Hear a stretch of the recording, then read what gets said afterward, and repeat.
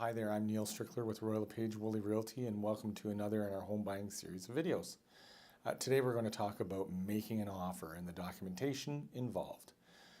One of the first documents that we deal with in the process is what's called a working with a realtor document.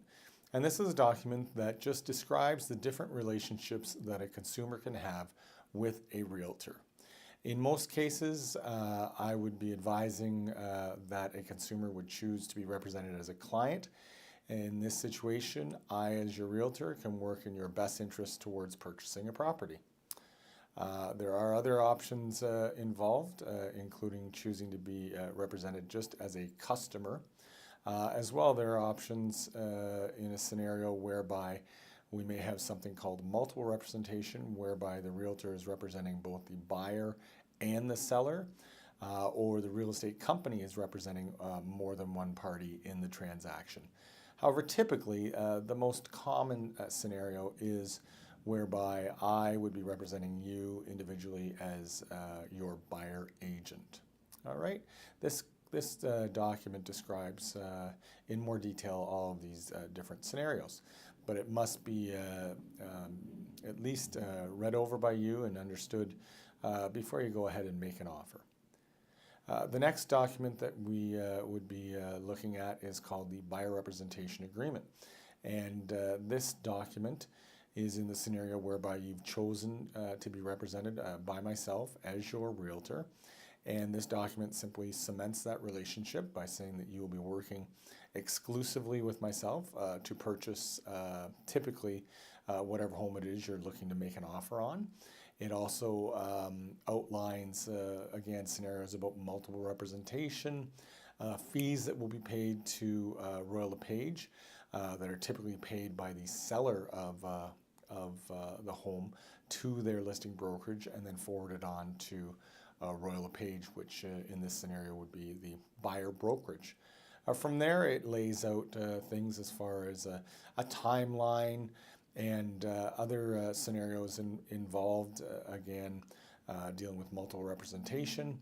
And then it also lays out some duties on behalf of both you, the buyer, and myself, the realtor, in this contract. From there, we look at the documents that are actually dealing specifically with the purchase of the home, and the first one is the confirmation of cooperation and representation. This document spells out who the parties will be working for, and typically it is a listing brokerage representing the seller and a buyer brokerage representing the buyer. And it also spells out the compensation to the buyer brokerage in this document. From there, the agreement of purchase and sale is the main document that everyone is interested in the home purchase. And this document is typically a 6 or 7 page document. It includes things such as the address of the property, the names of the buyer and seller, lot size, legal description, and things like that with the property.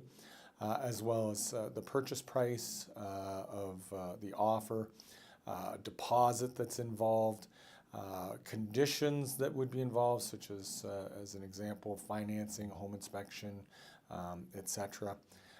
Also the closing date, when someone wants to take possession of the home. So these documents are all part of the process, and certainly as the process moves on, there are other documents that can be involved.